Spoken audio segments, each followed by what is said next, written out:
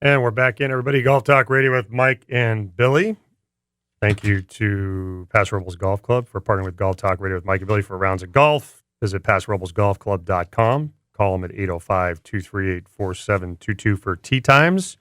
Located in the heart of Paso Robles, California, in the heart of the new wine country on the central coast of California.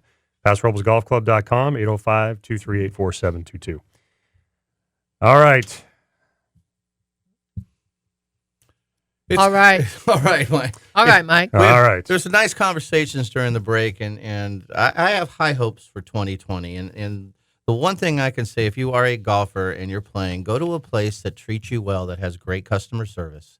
You deserve it, and that's what you should look for as a client or a customer. You should look for wonderful customer service. And I believe that is, and get what you pay for. So if you're paying a high dollar to play, you should have high expectations on your course conditions.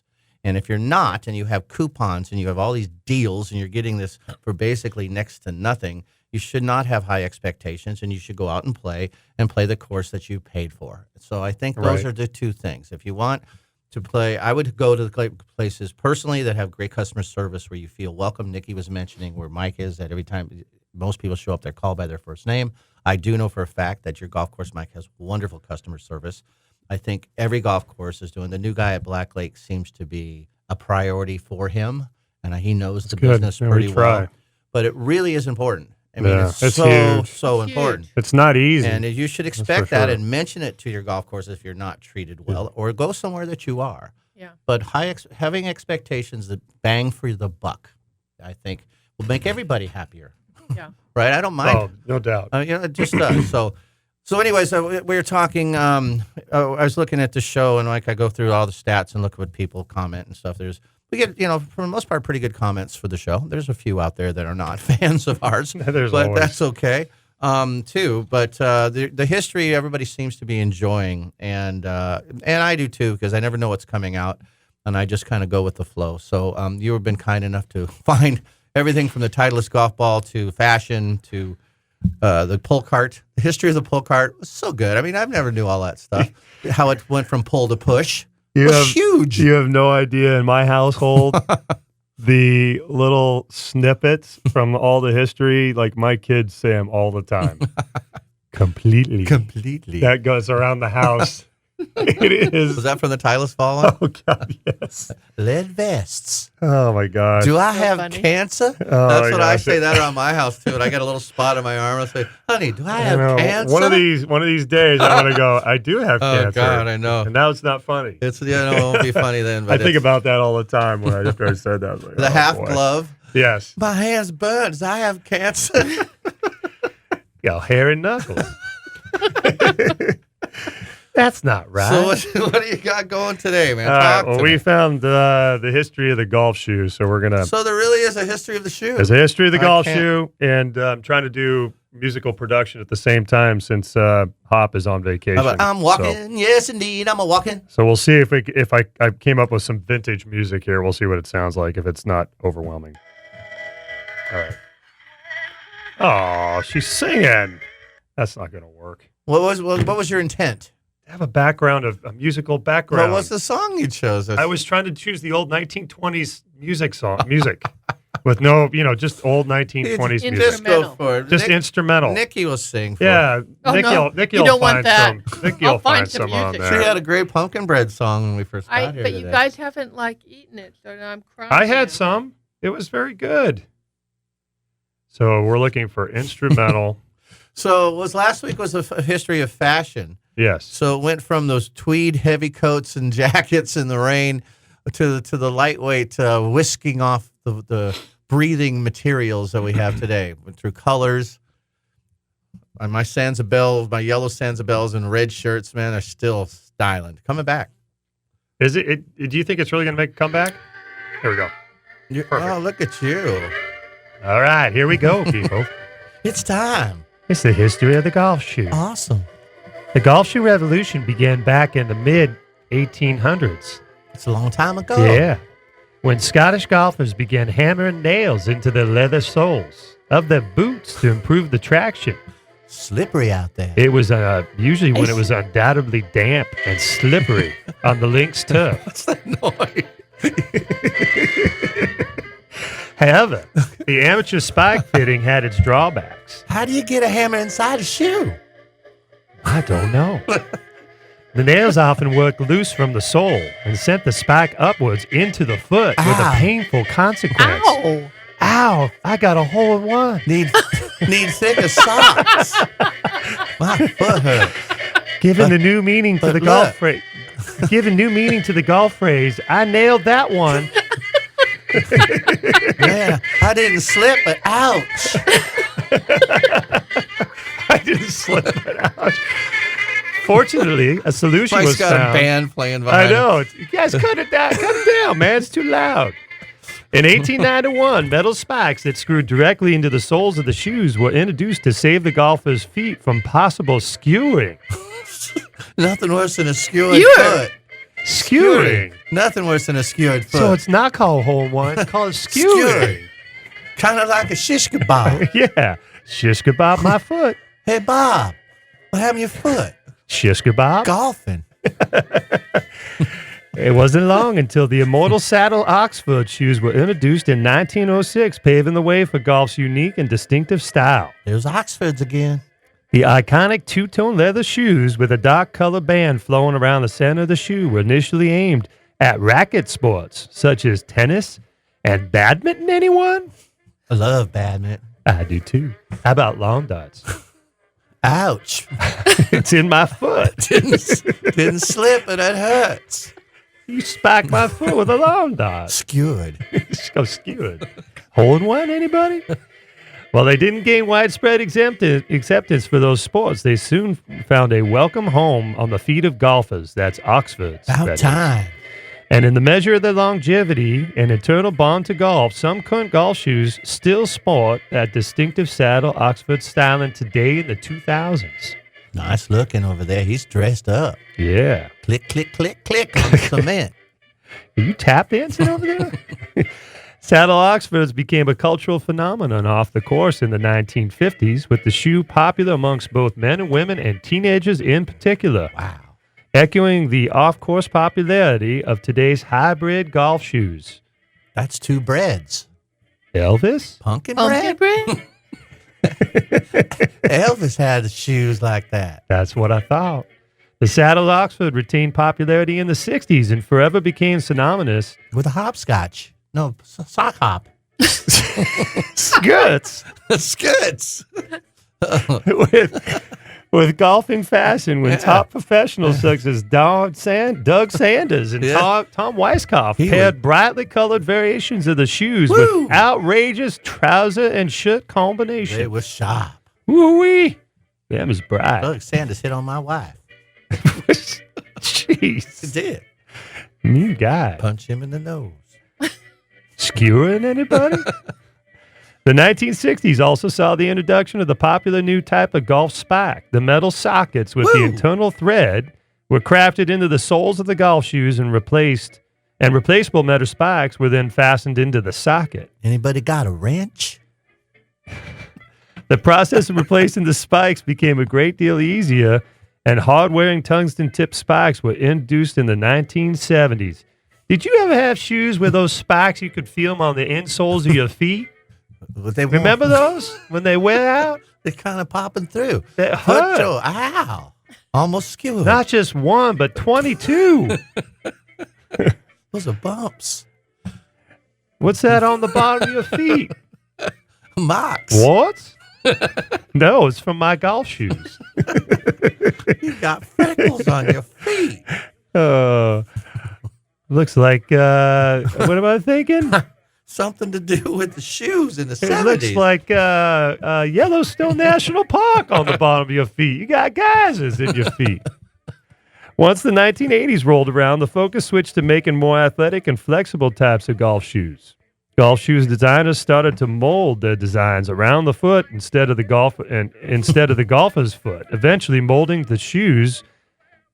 I don't understand what that means. To the foot. Thank you. My foot looks like a shoe. My foot looks like a shoe. It does. Golf shoes in the 80s were still fitted with metal spikes, but concern at the damage that they were inflicting on the greens prompted the winds of change. That's a spike mark right there. Yeah. Oh, remember those? Hate the marks. That was like broccoli. You'd be putting and bouncing ball over the place. That's like broccoli. Yeah. Metal spikes were on the way out in the late 1990s. The soft plastic spikes became the default of choice on golf shoes after most courses outlaw the metal monsters. Still can't find the wrench. You can't come on this course with those shoes. Take your spikes to the lot. As a consequence, the familiar clickety-clack sound of metal spikes. Oh, I love that sound on cement. There was nothing like that in the morning. I like metal spikes in the morning. Anyway, Tap shoes. yeah, the metal spikes pounding the pavement was committed to the archives of history with the invention of the soft plastic spike. Yay! All these innovations have in some way led to the latest trend in golf shoes. The Fred Couples inspired hybrid golf shoe comes along. It's Braille. Brilliant. On the bottom of the shoe looks like Braille and a basketball. Yeah, how do you play golf with that? Like a waffle maker. Like waffles. I make waffles with them in the morning, put them on my feet, and I go play 18 holes. And no more clickety-clack. No. And I get my fiber that way, too. So, anyway, that's the golf shoe. What about Kuchar? What about Kuchar? Yeah. Skechers. These Skechers? Sketches? Oh, yeah. That's right. I'm looking. From I got Oxford? some more stuff here. So the story's from Oxford to Sketcher. Oxford to Sketcher. I got a few more things All here. right. Hang on. Just got to look at my notes. Where are we at here? Take your time. Take my time. My feet hurt. It looks like I don't have any more. I do have how to care for a two-tone saddle shoe. I love to know that. So you need to apply saddle soap with very little water. Apply black or brown polish, whatever is appropriate to the non-white part of the shoe. Where's I my did that wrench? once with my saddle shoes. I thought, I don't like the white on there anymore. I'm going to make it all black. Wow. Ruin the shoe. No good. Where's my wrench? You can moisten the polish Okay. with a few drops of water to get that authentic 1930s shine on your Oxford. This spike stripped. Just spins. That's all I got. I got nothing. You ever had the shoe that just spins? Oh, I hate that. Need new shoes. One spinner. You ever had a guy who come in? Can you replace my spikes, sir? And the little knobs are gone on the spikes. Why don't you just buy a new pair of shoes? It's not going to be that much, and I won't tear my arm out of the socket either. Trying to get those spikes out. You ever used a drill on your shoes? Golly, drill them. Drill the spikes out? Do you still have metal spikes? Either one of you still have metal spike shoes anywhere in your I don't think I garage? do. Do I? No, I don't think I do anymore. Remember you went from Greenjoy to Footjoy when you finally could afford it, though? The Greenjoys were the cheaper molded shoe that Footjoy put out. But when you got to have the Footjoy Classics, Yes. all leathers, Those right? were awesome. Those, when I finally made enough money, I got my Footjoy Classics. They're like, woo. The big part when you first became, at least when I finally became a Club Pro, PGA Club Pro was the leather shop shoes. Yeah, the teaching shop shoes. The teaching shop shoes at the time. They were styling, man. If you got those, You were successful. in. You were successful because they didn't have the spikes on the bottom, but they looked like golf shoes. So you had the golf shoe look, but you're on the range, standing there with your club hooked on your side. How you doing? Stepping cool. And then you when walk you first inside. had them on, it would always take a week to break them. Oh in. yeah. Your feet would hurt so bad. Oh, gosh. I They wish would I hurt still so had some bad. of my shop shoes. I mean, I wish shop the shoes were professional. awesome. Oh, those things were great. Yeah, and back then they were like $160, which they're was a lot for a lot shoes of back money. then. Yeah, that was a lot of money. So- I think what's so interesting now I don't even is wear golf shoes anymore. Well, 6 times a year, you don't have to. I went back to wearing golf shoes again. I wear these suckers. What are these things? Little Yeah. Nike. I got the Tour Athletics. 360s, the Adidas 360s. Adidas 360s. And how I many love pair? those How many shoes. pair of shoes do you have? Nick? I have way too many golf shoes. I That's admit. cool though. So do you match your styling? I do. I have more golf shoes than I have any other shoes So in my closet. So because it's an outfit thing, right? It is. And your It girls is. in your girls' league, I'm sure you match outfits. I've seen you guys play in league play. yeah, yeah. It's pretty cool. Yeah, yeah. How many Yeah. pairs do you have? What do I have? I've got 2 pairs of Adidas 360s. I think I have 6. But see, the other 4 pairs of shoes I have were promo shoes given to me. and they just Well, they don't work for You me. used to have the Freddie couple shoes too when they first came out. Yeah, Remember when Freddie had the first one with the knobs built in the Yes. bottom? Yeah. I had a pair of those too. They gave them to us from, we had a deal on the radio. The best pair I ever had that were non-spike were the Echoes. Echoes are great. That Nikki turned me on Were they the to. Freddie ones? Yeah. Yeah, okay. I have a pair of They those. were awesome. But then as Yeah, Echo, that's what they were. as I went along and I was playing more, I was realizing too, especially playing year round, I'm like, I can't use those shoes, especially in the morning, like really early morning when I Slippery? was playing. Yeah, oh they're too man, slippery. it's just not. That's why I went back to spikes. too. Yeah, me too. So do you guys change your spikes? Yeah, when they wear Yeah. out. So you must have got, do you have a wrench? I do. That's why I laughed every time you said that. I have a couple I of never them, could find a actually. friggin' wrench, man. And there was always when people used to come in and you're always digging through the drawer so they can borrow a wrench and it never Yeah. comes back. And you're like, I can remember using pliers on some people's Oh, shoes yeah. to try to get spikes out. and, Well- those Brutal. holes are jam full of petrified Right. dirt that Yep. they've never cleaned out in their entire lives. Exactly. And then they start to Petrified. rip the holes Oh, yeah. when they're so And you- tight in there, you and then break you're, them, and you're yeah, done. it's like You're stripping hey, a sorry, screw man, head. ruined your shoe. Yeah, Oh you my give gosh. it back to the person and it'd be like, you have 2 spikes I can't get out. They're like, you can't get them out. I'm like, I just spent an hour trying to get out 6 spikes. Your hands are bleeding. Yeah. You're like, here, You man. can hurt your shoulder. I can't get these two things. I know. Seriously. I can't get these out. Ah. And then you have the two that are worn out. So Yeah. it'll It's just. so funny, man. So shoes it went from styling to nails through the bottom, which I still can't figure out how they get a hammer inside a shoe to put a nail through that. But I can see the slippery. Obviously, when golf was started, there was a lot of wet on ocean lands and links courses. Probably the first shoes, you know, with the Wetlands. laces, the tongue of the shoe, probably the laces went all the way down, the tongue went all the way down. You could Oh, you lift up lift it up, the yeah. tongue and hammer down. and hammer down. Well, you step on a rock, nail come back in your foot. I know. Gosh, so bad. it's so true. Hopefully, they use like really big heads. Big heads. Yeah. What if they were little? Imagine a guy with like a nail that putting nails through his shoes that are like 5-inch nails. He's walking and they're just like, Help It's like me. one of those superheroes.